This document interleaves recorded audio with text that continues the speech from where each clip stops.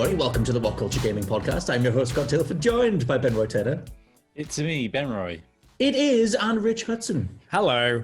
Hello. Now, we have gathered together to do a sort of general conversation on the state of Xbox as it is, the state of Microsoft and their approach to the next generation.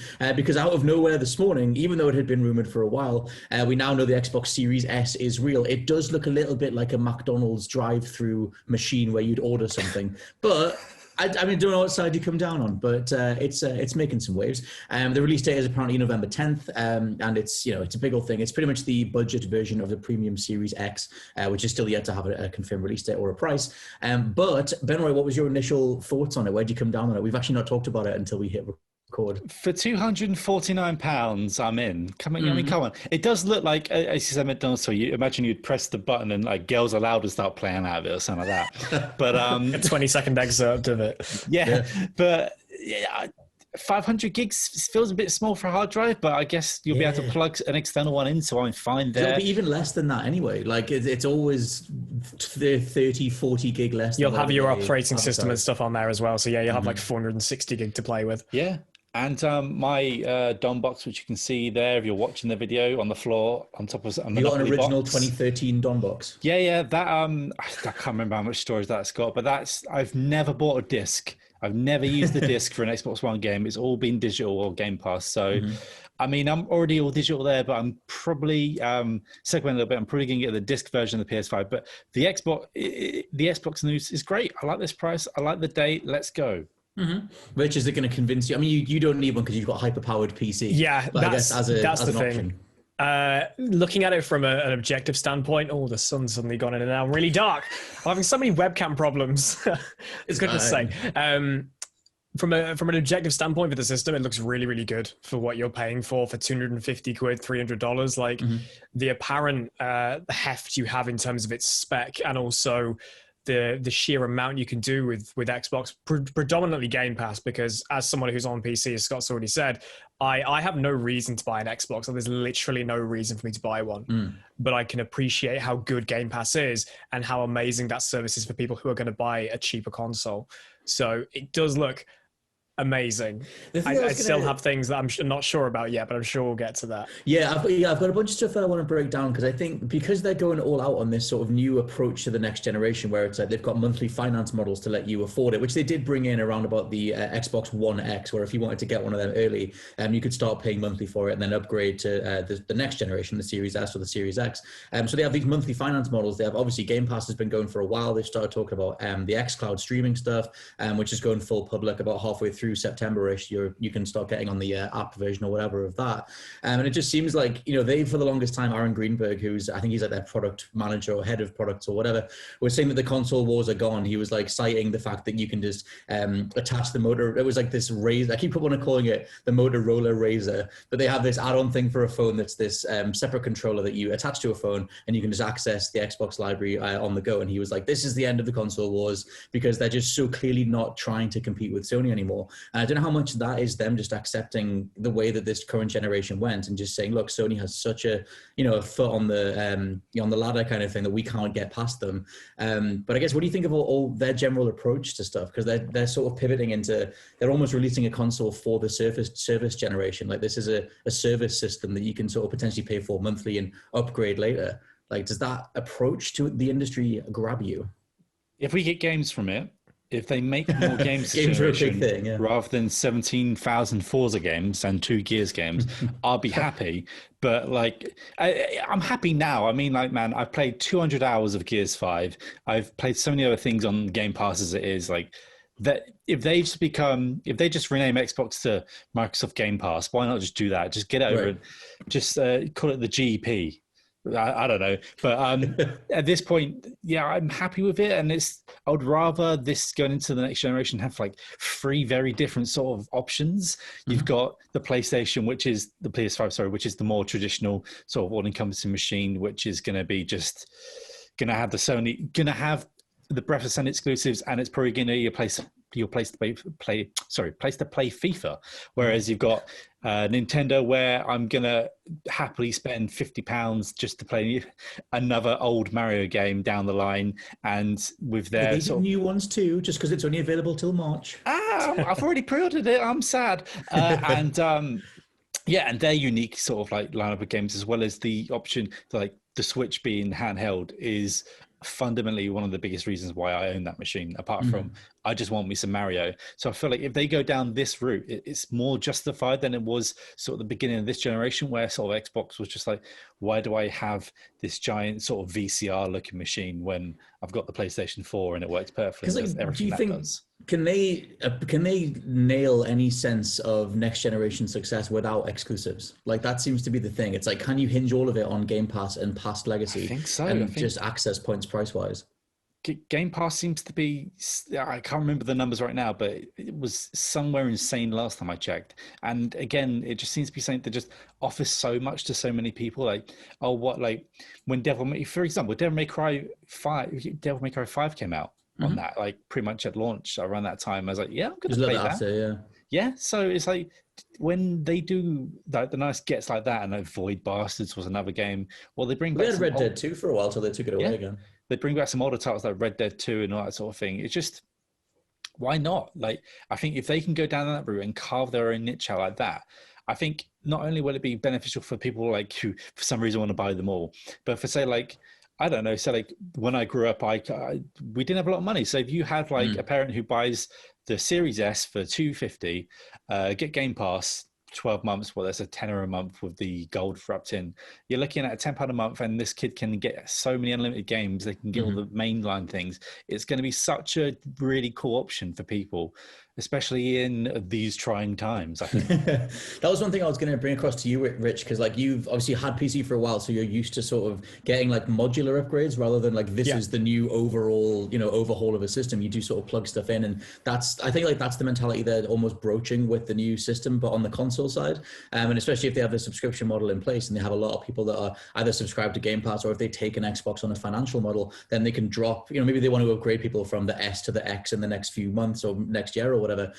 Is that just a more natural way to sort of keep up with technology than waiting a few years and doing like a full console reset? Yeah, it does make a lot of sense. The idea that they're just going to cater for everyone in their own sector. Like, it's one of the best things to see, rather than having the console war be perpetuated by Xbox and PlayStation. It's just like, we're just going to go our own separate ways, do what we want to do. We do this best, PlayStation do that best. Let's just do that. Let's try not to emulate each other. It's why the PlayStation now doesn't get that kind of attention anymore. No one seems to care. No one seems to use it. But yeah, it looks to be that they're just going to release Xboxes from here on out. Like, we're going to see the Series S and the Series X in November, and then maybe a couple of years down the line, it won't feel like a half-step system, at least like not a generation 9.5 system like the 8.5s with the Xbox Series X and the PlayStation 4 Pro. They're just going to say, here's the new Xbox. You can just keep playing games. We're going to blur the lines as best as we can between generations. As a PC player, that's something we've never had. We've never had the generational gap. You can go on Steam, you can buy games that boot through DOS. You can play the original Wolfenstein 3D, not in some kind of like wrapper like you play your like the Super Nintendo stuff on the Switch or the Mega Drive collection on an Xbox. It's not being emulated. It's literally running as it ran. Like, we have that ability, and it seems to that Xbox are trying to go, let's just make a system that just does everything. Which is interesting, because it's the complete opposite.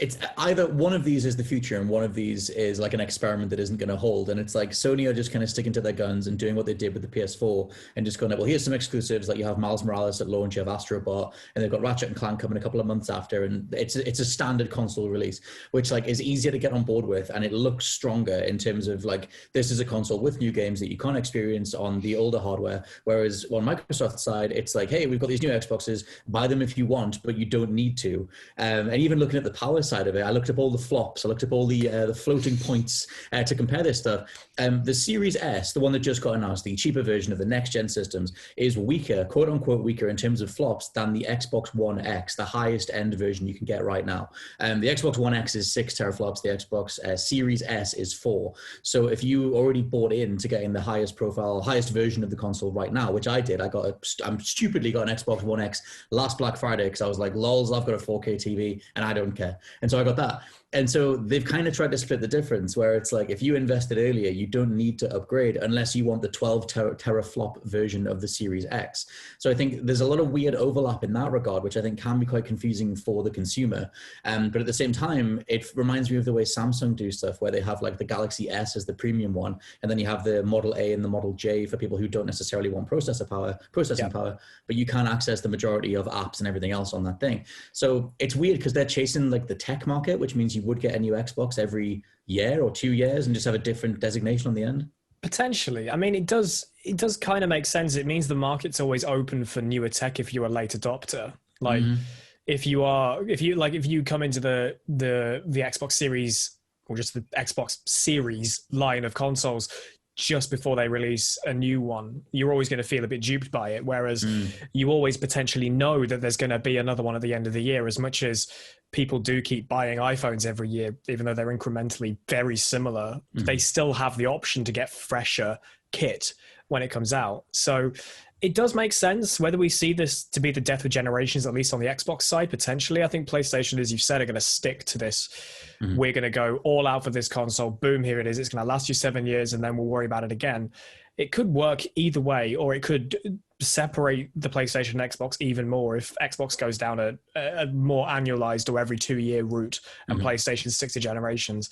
I don't see it as a bad thing on either side. They both have their pros, they both have their cons. And I think overall it's better they're trying to do something different rather than just be at each other's throats, because whenever you get reminded of the old schoolyard Xbox 360 versus PS3, it's just exhausting. The thing with that is, like, I always view that stuff as like sports teams now. Like, yeah, when I was a kid and I was younger, I was, oh, my console's better than yours, I've got Sonic or whatever. But like, as you get older, I think it just becomes like a sports analysis thing where it's like, look what this team's doing over here, look what these guys are doing over here. And the competition should always benefit the consumer in terms of them trying to net people in. So I think that stuff can be enjoyable enough to watch, but I know what you mean. There's obviously a lot of toxicity around that as well. And considering what I mentioned before about them moving away from the console wars, in theory, like the console wars are, even as a term, is just something that, you know, sort of exists on the playground anyway.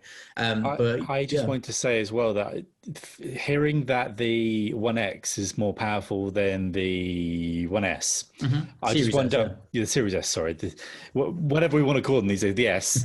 No, I'm wrong again, sorry. But I wonder which is the first Xbox that they're going to go, nah, that's dead, mate. We need to take it around behind the woodshed. Well, that's the thing, and right? When that happens, because that thing there is going to that's probably holding up a lot of production, that they have to make all this rumored that that's a reason why Cyberpunk was delayed, is because of that thing over there, that VCR thing, is holding everything back. And at some point they've just got to just basically take a bullet to and go, we need to move on and we need to eliminate the lowest line. But I wonder when they do that, how people react, if anyone still has that machine that cares, and will they offer some sort of like subsidy, you know, with phones you can sometimes trade them in or something like that. That's kind of what they've discussed with the finance plan thing. If you do go down that route and start paying monthly for it, that like they do offer like an upgrade program, if you know, to let you sort of migrate your costs across. It's kind of like a mobile phone thing, or like I said, like if you're going to get a car or something with whatever, like those things kind of go across, but it's such a different way to pay for something. A One X is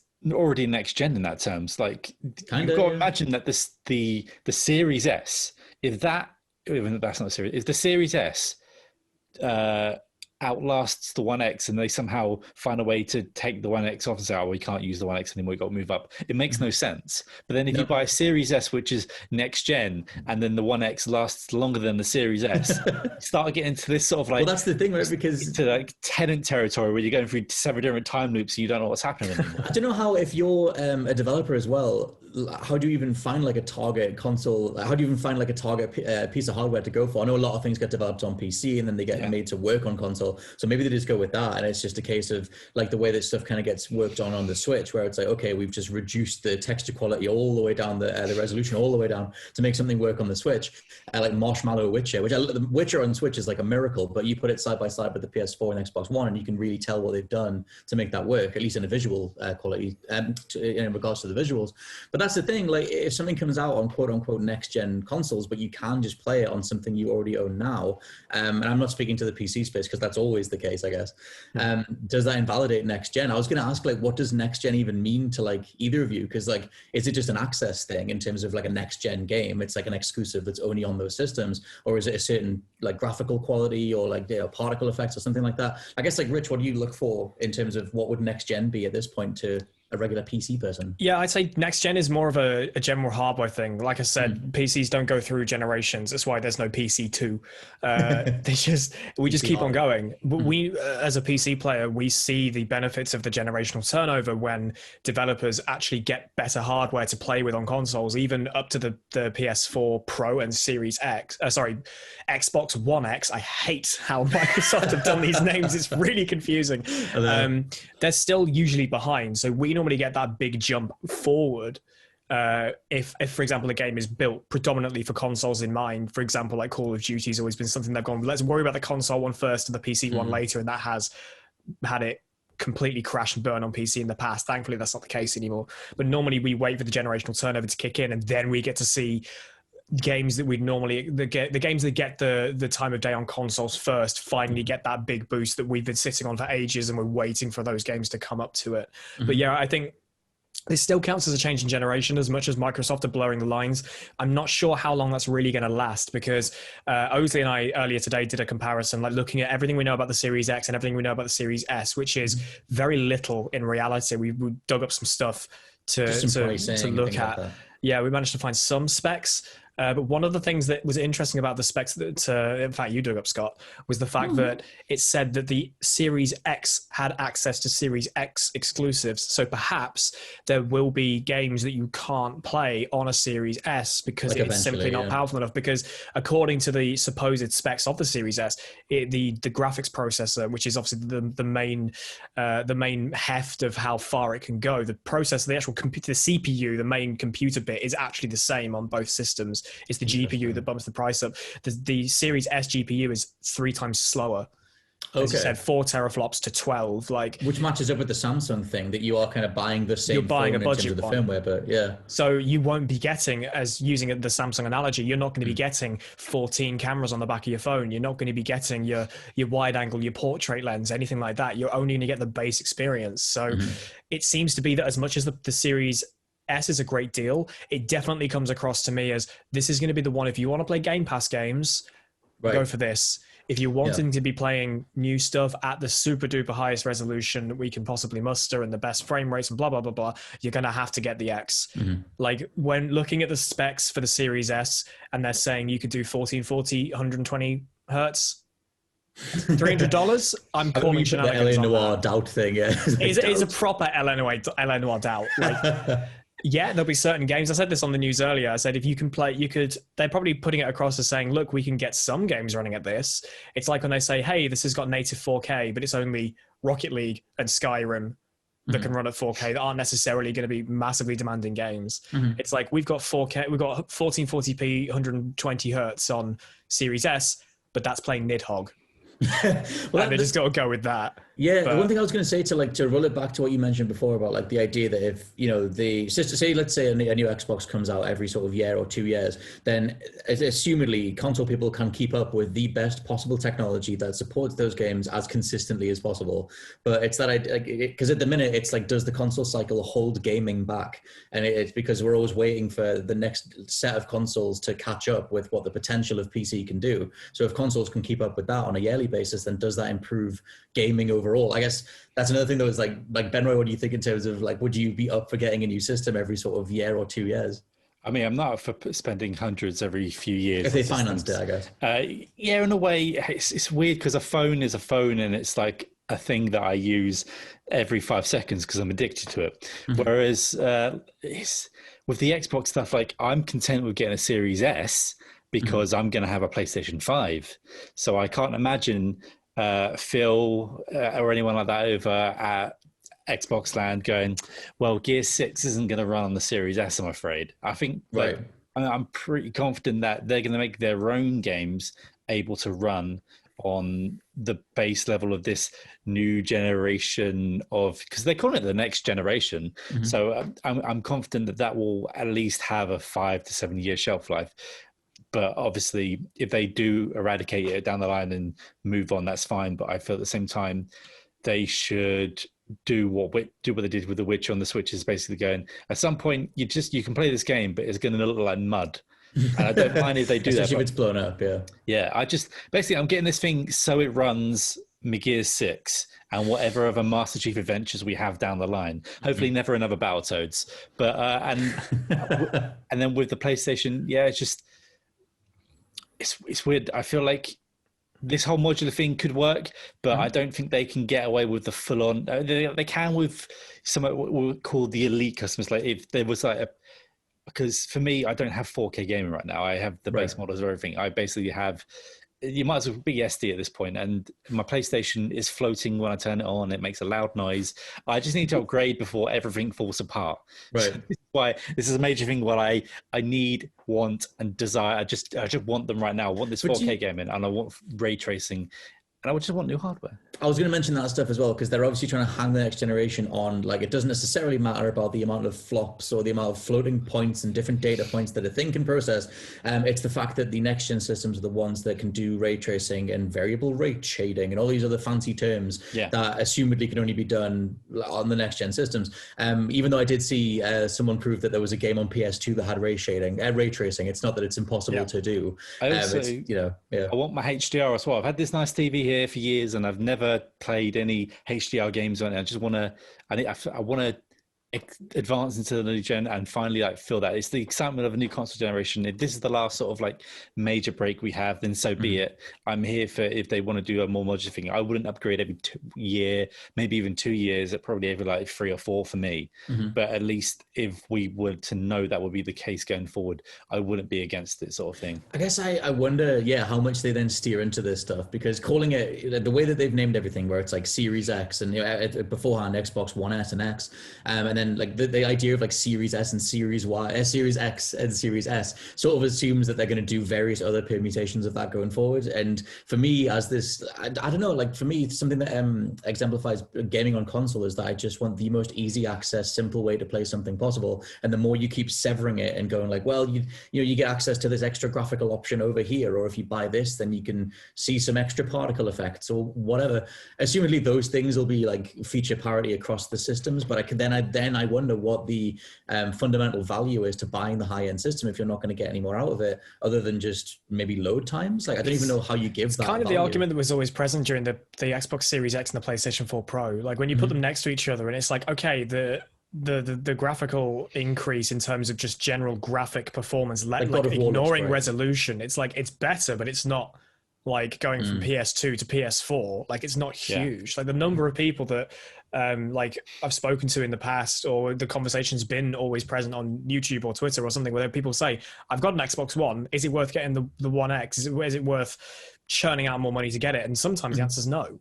No. Sometimes you'd be fine with the Series S, the One S. The Series S, the X, they do look like a very, very big jump. So it's are you going to be able to afford to go all out, or are you going to go for the base one that might screw you over a year in the future? Because I don't see the generational, the blurring between 8th and 9th for the Xbox side to stick, because I think developers will get sick of having to program games for other older consoles. Well, the only games that you have that stuck between generations were FIFA and Just Dance, because they're literally the most recent Just Dance is the last one to release on the Wii.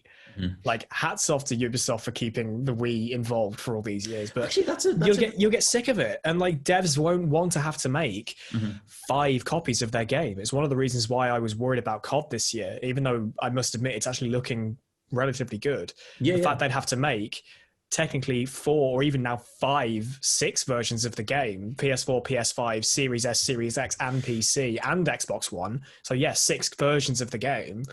If that was something that Xbox wanted to keep going, maybe, as you said, Ben, or they can keep Game Pass and their first party stuff going in that direction, because it'd be easier for them to enable the use of across 3 different systems, because in terms of spec, the S and the X are very different in the grand scheme of things. Other developers might just think, nah, screw it, we're going to stick with the next gen. If you're on the Xbox One, sorry, Well, you're going to have to move forward. Yeah, they're not going to care. Like someone like Activision or EA or whatever are going to prioritize the highest unit cost. I mean, Activision have already bumped up the prices for Black Ops Cold War on the new gen systems anyway. They're already adding a big premium on it because they can. Yeah, so and they're going to go for that. Doesn't necessarily benefit them to put in the wages or whatever to develop the last gen quote unquote version, because all of this blurs the lines of what last gen, current gen, and next gen even are. But on their end, they still have to try and devote the time to develop those different system versions when they could just focus on something like the PS5 version and know what that's going to and how that's going to be played and everything else.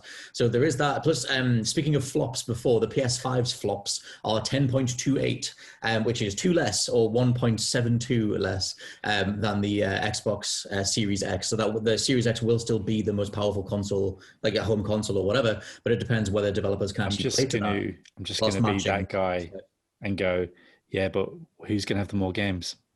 Well, yeah. That's the thing. I said this to Ozzy on our news earlier. It's like, yes, you can have all the flops in the world, but you don't sell consoles at the end of the day by saying we've got more flops than you. You sell consoles by what games you've got and how well they run. You could have the world's most powerful console, like how, for example, the PS3 was so much more powerful than the 360, but devs absolutely hated making games for it because it was such a pain to work with. Yeah.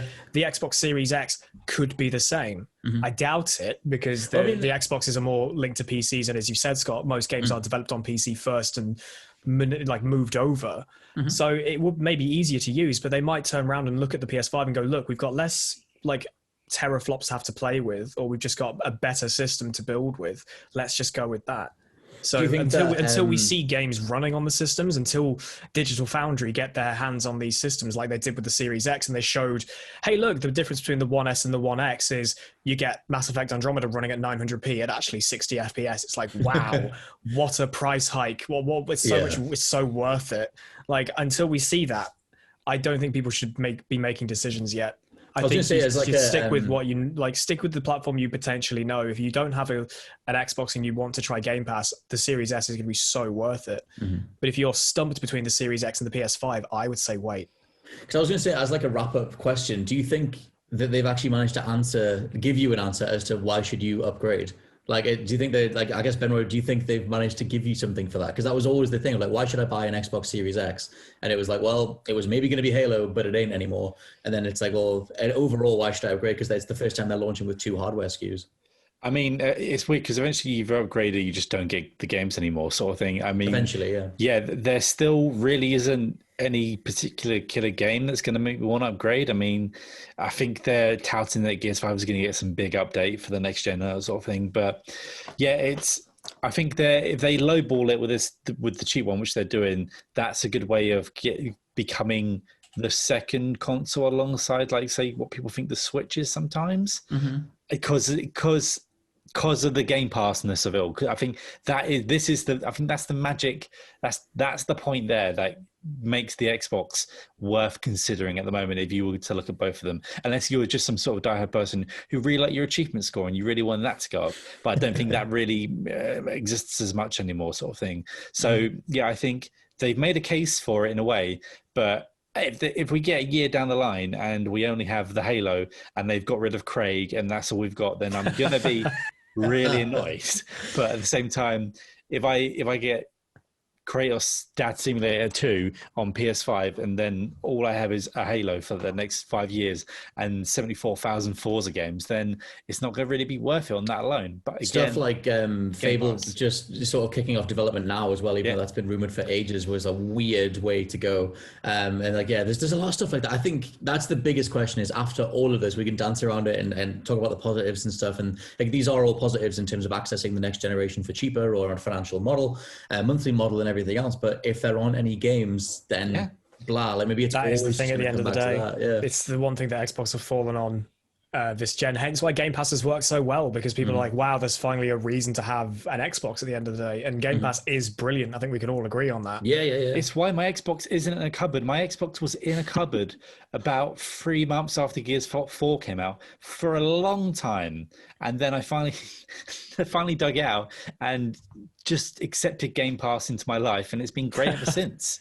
It gave me the option to finally play Forza properly. And Right. I absolutely love Forza Horizon 4. It's fantastic. I think like the way that I feel it was initially coming together was just going to be Halo Infinite was going to be like, it's the return of Halo. It looks like the Halo you remember. It's big, fancy deluxe 4K Halo, 120 FPS for the multiplayer. And that was it. That was their big marquee thing. And you need to get the new Xbox to play that and the best version of it. And then Game Pass and streaming and whatever is all supplementary to that. But because Halo didn't make it over the finish line, they have this weird skewed approach where they've still they're steering into the legacy stuff really hard, and where they're just sort of like, your launch games are everything you already own, except that it plays better. And like, maybe that'll work, but it's just, that's a weird sort of pivot, but that's kind of all they've got left.